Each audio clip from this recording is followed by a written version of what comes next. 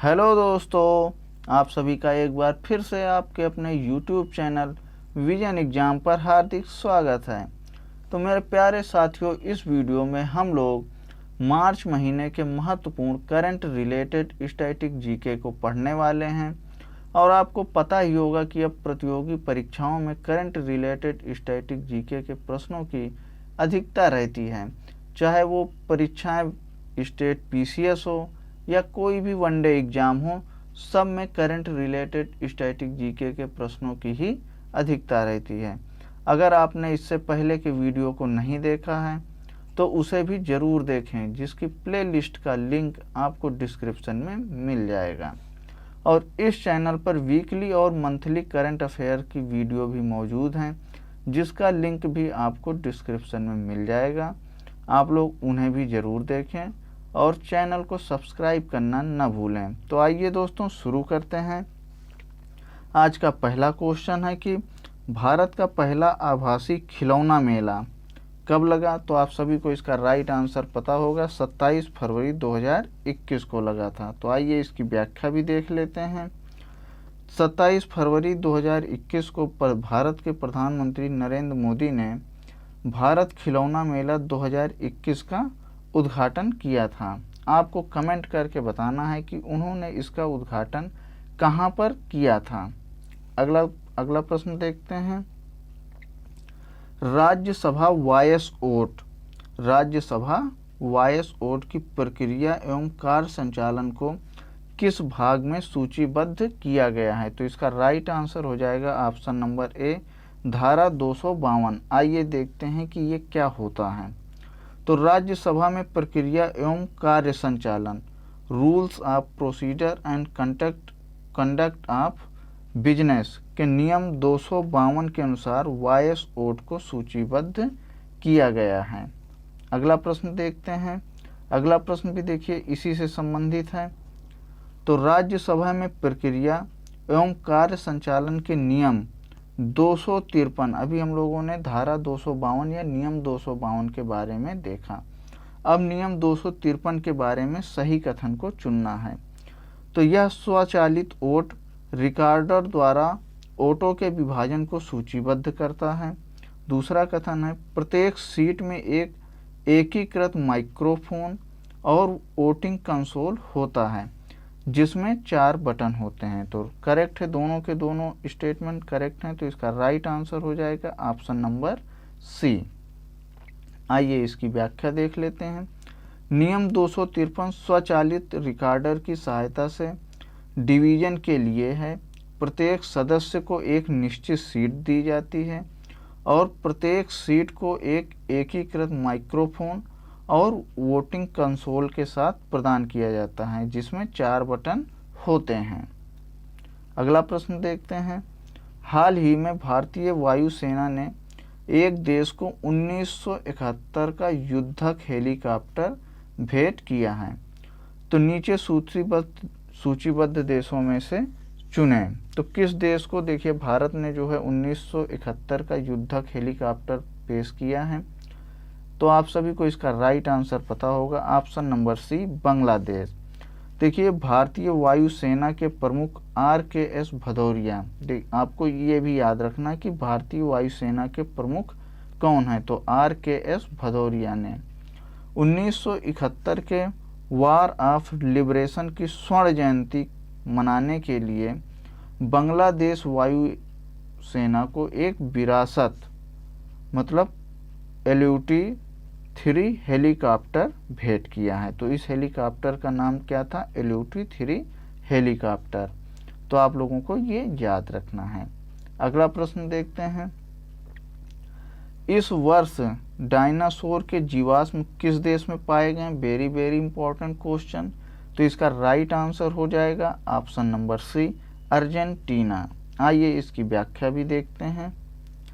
1 मार्च 2021 को शोधकर्ताओं ने अमेरिका में 140 मिलियन साल पहले डायनासोर के जीवाश्मों की खोज की घोषणा की है।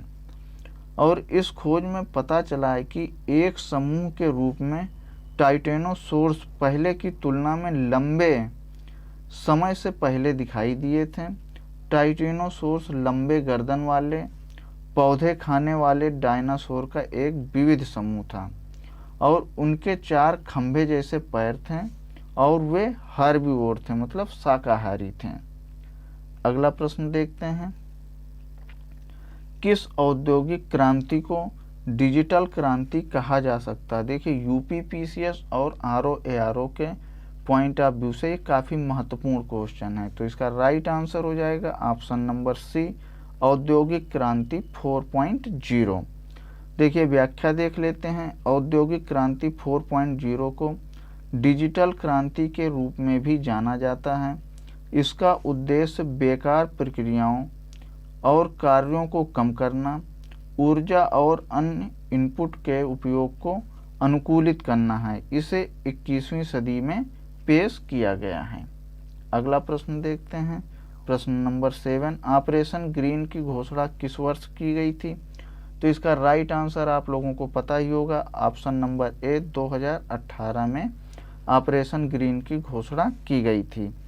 तो आइए इसकी व्याख्या भी देख लेते हैं कि ये क्यों की गई थी, किस उद्देश्य से की गई थी।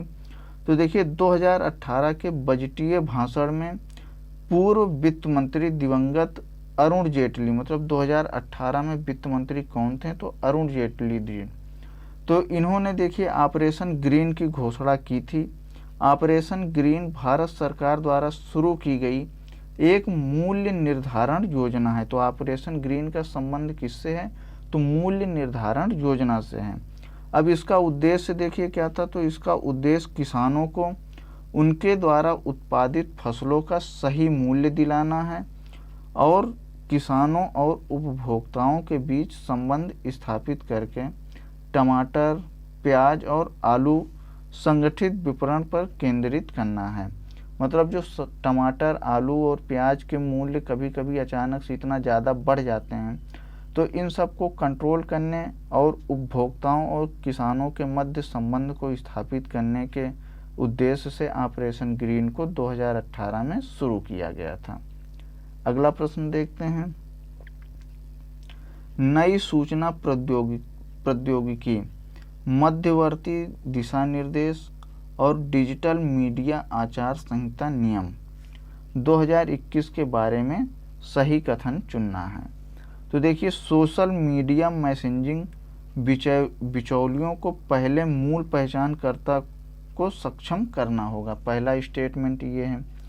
दूसरा स्टेटमेंट है, सोशल मीडिया कंपनी को उपभोगकर्ताओं की शिकायतों से निपटने के लिए भारत के 3 निवासियों को नियुक्त करना होगा। तो इसका राइट आंसर हो जाएगा 1 और 2 दोनों, ऑप्शन नंबर सी, मतलब दोनों के दोनों स्टेटमेंट इसके करेक्ट हैं। अगला प्रश्न देखते हैं। अच्छा, इसकी व्याख्या देख लेते हैं। भारत सरकार ने हाल ही में नई सूचना प्रौद्योगिकी, मध्यवर्ती दिशा निर्देश और डिजिटल मीडिया आचार संहिता नियम 2021 की घोषणा की है और इसमें उपरोक्त दोनों कथन नए नियमों के संदर्भ में मान्य हैं। अगला प्रश्न देखते हैं, भारत के संविधान में स्वायत्त राज्य के निर्माण को कहाँ सूचीबद्ध किया गया है? तो मतलब आपको इसमें यह बताना है कि जो भारत के संविधान में स्वायत्त राज्य के निर्माण की जो है कहाँ पर व्याख्या की गई है। तो आप सभी को इसका राइट आंसर पता होगा, 244 ए।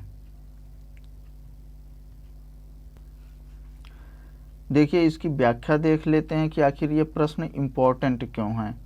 तो अभी हाल ही में असम के भीतर एक स्वायत्त राज्य के निर्माण की मांग की गई थी। तो ये मांग देखिए अनुच्छेद 244 ए के तहत ही की गई थी। मतलब इसके लिए केंद्र को एक ज्ञापन सौंपकर अनुच्छेद 244 ए लागू करने की मांग की गई थी। तो आपको इसको याद रखना है कि अनुच्छेद 244 ए क्या है। तो इसका राइट आंसर था ऑप्शन नंबर सी, 244 ए।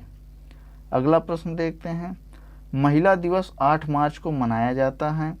अंतर्राष्ट्रीय स्तर पर कौन सा रंग महिलाओं का प्रतीक है? मतलब पूरे वर्ल्ड स्तर पर कौन सा रंग महिलाओं का प्रतीक है? तो आप सभी को इसका राइट आंसर पता होगा, ऑप्शन नंबर बी, बैगनी। आइए इसकी व्याख्या भी देख लेते हैं। महिला दिवस महिलाओं के सामाजिक, आर्थिक, सांस्कृतिक और राजनीतिक उपलब्धियों का जश्न मनाने के लिए हर साल 8 मार्च को विश्व स्तर पर मनाया जाता है। बैगनी यानी पर्पल एक ऐसा रंग है जो अंतर्राष्ट्रीय स्तर पर महिलाओं का प्रतीक है। अगला प्रश्न देखते हैं, भारत के किस रेलवे सेवा क्षेत्र ने MRTC प्रणाली की स्थापना की है? तो ये MRTC प्रणाली क्या है? तो देखिए ये M से हो गया mobile, train, radio, communication system. तो देखते हैं इसके बारे में क्या है। तो इसका राइट आंसर हो जाएगा option number A, Paschim railway ने MRTC प्रणाली की स्थापना करी है। तो आइए इसकी व्याख्या देख लेते हैं। पश्चिम रेलवे वेस्टर्न रेलवे ने 1 मार्च 2021 को मुंबई में एक नए कमीशन मोबाइल ट्रेन रेडियो संचार प्रणाली, mobile train radio communication system का उद्घाटन किया है। यह तकनीकी रूप से उन्नत संचार प्रणाली है। यह ट्रेन चालक दल, स्टेशन मास्टर और नियंत्रण केंद्र के बीच त्वरित संपर्क प्रदान करेगा। मतलब जो ट्रेन के लोको पायलट हैं और स्टेशन मास्टर हैं और जो ट्रेन को जहां से कंट्रोल किया जाता है, इनके बीच में त्वरित संपर्क स्थापित करेगा। तो किस रेलवे ने शुरू की है? तो पश्चिम रेलवे ने। अगला प्रश्न देखते हैं, तिब्बत सीमा क्षेत्र के 3 मॉडल गांव किस राज्य में बनाए जा रहे हैं? तो इसका राइट आंसर हो जाएगा option number A, Arunachal Pradesh. आइए इसकी व्याख्या भी देख लेते हैं। अरुणाचल प्रदेश सरकार ने भारत तिब्बत सीमा क्षेत्र में 3 मॉडल गांव बनाने का फैसला किया है। यह एक पायलट प्रोजेक्ट है और इसके लिए 30 करोड़ रुपए आवंटन किया गया है। अगला प्रश्न देखते हैं, चाबहार दिवस कब मनाया जाता है? देखिए चाबहार पोर्ट जो है ईरान में है। तो ये दिवस देखिए चाबहार दिवस कब मनाया जाता है? तो ये मनाया जाता है 4 मार्च को। तो option number B is the right answer. आइए इसकी व्याख्या देख लेते हैं। तो भारत ने अंतर्राष्ट्रीय समुद्री शिखर सम्मेलन 2021 मैरीटाइम समिट 2021 के दूसरे संस्करण के अवसर पर 4 मार्च को चाबहार दिवस मनाया। चाबहार ओमान सागर के उत्तर में दक्षिण पूर्व ईरान में एक बंदरगाह है। यह ईरान का एकमात्र समुद्री बंदरगाह है। यह देश के अंतर्राष्ट्रीय उत्तर दक्षिण गलियारे और पूर्वी विकास मार्ग का प्रवेश द्वार है। देखिए ये चाबहार पोर्ट इम्पोर्टेंट क्यों है? तो चाबहार पोर्ट बनाने का जो जिम्मा है या इसको डेवलप कर रही है अपनी भारत सरकार। और देखिए ईरान के रास्ते जो है, अगर हम लोग ईरान तक पहुंच जाते हैं तो ईरान के रास्ते हमें अफ़गानिस्तान तक अपने सामान को पहुंचाने में आसानी होगी और इससे थोड़ा सेंट्रल एशिया में भी पहुंच बढ़ेगी। तो इसको देखते हुए भारत सरकार ने ईरान में चाबहार पोर्ट को विकसित करने का जिम्मा लिया है। तो इस कारण से ये इम्पोर्टेंट प्रश्न बन जाता है। आइए दोस्तों अगला प्रश्न देखते हैं, महिला दिवस किस देश में पहली बार आयोजित किया गया था? तो इसका राइट आंसर हो जाएगा अमेरिका। आइए इसकी व्याख्या देखते हैं। तो सोशलिस्ट पार्टी ऑफ अमेरिका ने 28 फरवरी 1909 को न्यूयॉर्क शहर में महिला दिवस का आयोजन किया था। तब जर्मन प्रतिनिधियों और अन्य लोगों ने 1910 के अंतर्राष्ट्रीय समाजवादी महिला सम्मेलन को प्रस्तावित किया, जिसे महिला दिवस हम लोग कहते हैं, विशेष महिला दिवस हम लोग कहते हैं। तो ये इसका आयोजन प्रतिवर्ष किया जाएगा, ऐसा मतलब सम्मेलन में कहा गया था। आइए अगला प्रश्न देखते हैं, निम्नलिखित कथनों का प्रयोग करते हुए पक्षी की पहचान करें। मतलब हमें जो है एक पक्षी की विशेषताएं दी गई हैं और हमें उस पक्षी के बारे में पहचान करना है। तो पहला कथन है, यह मध्य भारत के जंगलों में पाया जाने वाला एक गंभीर रूप से लुप्त प्राय पक्षी है। और ऑप्शन स्टेटमेंट नंबर 2 है, यह महाराष्ट्र का राज्य पक्षी है। तो इसका राइट आंसर हो जाएगा option number B, forest outlet. Option number B, forest outlet. तो आपसे यहाँ से एक क्वेश्चन और बन सकता है कि महाराष्ट्र का राज्य पक्षी कौन है? तो फॉरेस्ट आउलेट। आइए इसकी व्याख्या देखते हैं। तो देखिए ये जो है उल्लू परिवार का है। फॉरेस्ट आउलेट ठेठ उल्लू परिवार की उच्च लुप्त प्राय प्रजाति है और मध्य भारत के जंगलों में पाया जाने वाला एक गंभीर रूप से लुप्त प्राय पक्षी है। यह महाराष्ट्र का राज्य पक्षी भी है। आइए दोस्तों अगला प्रश्न देखते हैं। जेडोन्स कोर्सर के बारे में सही कथन चुनें। जेडोन्स कोर्सर। तो देखिए कथन नंबर 1 है यह एक निशाचर पक्षी है और दूसरा है यह हिमालय की तलहटी में पाया जाता है। तो देखिए ये हिमालय की तलहटी में नहीं पाया जाता है और कथन नंबर 1 सही है, यह एक निशाचर पक्षी है। तो इसका आंसर हो जाएगा ऑप्शन नंबर ए, केवल एक। तो आइए इसकी व्याख्या देखते हैं। तो ये देखिए ये पाया कहाँ जाता है? तो विशेष रूप से दक्षिणी आंध्र प्रदेश के लिए स्थानिक है और भारत का एक निशाचर खतरे की में प्रजाति रहस्यपूर्ण पक्षी है। कौन? जेडोन्स कोर्सर। तो आप सभी लोगों को इस पक्षी का नाम याद रखना है। आइए अगला प्रश्न देखते हैं। पंपा सागर बांध किस नदी पर बनाया गया है? तो पंपा सागर बांध तुंगभद्रा नदी पर बनाया गया है। तो option number B is the right answer. Tungabhadra बांध जिसे कि पंपा सागर के रूप में भी जाना जाता है, मतलब इसको हम लोग तुंगभद्रा बांध कहेंगे तो आप लोग तुरंत पकड़ लेंगे कि तुंगभद्रा नदी पर ही।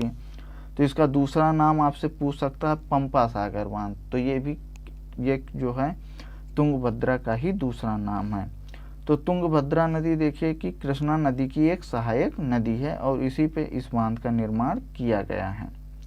अगला प्रश्न देखते हैं। मेड इन इंडिया स्पेक्ट्रोग्राफ के बारे में सही कथन चुनना है हमें। तो इसे देखिए क्या कहा जाता है? तो स्टेटमेंट नंबर 1 है, इसे Aries Devasthal faint object spectrograph and camera ADFOSC नाम दिया गया है। दूसरा है यह Aryabhatta research institute of observational science Nainital द्वारा स्वदेशी रूप से डिजाइन और विकसित किया गया है। तो करेक्ट हैं दोनों के दोनों स्टेटमेंट। तो राइट आंसर हो जाएगा 1 और 2 दोनों। आइए इसकी व्याख्या भी देख लेते हैं। भारतीय वैज्ञानिकों ने एक कम लागत वाले ऑप्टिकल स्पेक्ट्रोग्राफ का डिजाइन और विकास किया है जो दूर की आकाशीय वस्तुओं से फीके प्रकाश के स्रोतों का पता लगाने में सक्षम है। फीके मतलब हल्के प्रकाश के स्रोतों का पता लगाने में सक्षम है। तो इसे Aries Devasthal faint object spectrograph and camera ADFOSC कहा जाता है और इसे Aryabhatta research institute of observational science Nainital द्वारा स्वदेशी रूप से डिजाइन और विकसित किया गया है। अगला प्रश्न देखते हैं। चीन ने हाल ही में पोलर सिल्क रोड बनाने की अपनी योजना का खुलासा किया है। तो किस महासागर में इसकी उपस्थिति नहीं होगी? तो इसका राइट आंसर हो जाएगा ऑप्शन नंबर डी, हिंद महासागर। आइए इसकी भी व्याख्या देख लेते हैं। तो 3 महासागर अर्थात प्रशांत, आर्कटिक और अटलांटिक महासागर को चीन द्वारा प्रस्तावित पोलर सिल्क रोड द्वारा कवर किया जाएगा, लेकिन हिंद महासागर में इसकी उपस्थिति नहीं होगी। अगला प्रश्न देखते हैं। चीन द्वारा प्रस्तावित पोलर सिल्क रोड कहाँ से शुरू होगी? तो ये कहाँ से शुरू होगी? तो ऑप्शन नंबर बी, डालियन से। तो पोलर सिल्क रोड डालियन से शुरू होगी और नीदरलैंड में रॉटरडम से मिलने के लिए पूरे प्रशांत महासागर को आर्कटिक महासागर में कवर करेगी। तो दोस्तों इस प्रकार से ये 20 काफ़ी महत्वपूर्ण प्रश्न थे। आप लोग इसको 2-3 बार रिवाइज कर लीजिएगा और ये प्रश्न आपके आगामी PCS परीक्षाओं, RO या RO परीक्षाओं में ज़रूर मिलेंगे। तो बने रहिए विजन एग्जाम परिवार के साथ। विजन एग्जाम परिवार से जुड़ने के लिए आप सभी को बहुत बहुत धन्यवाद।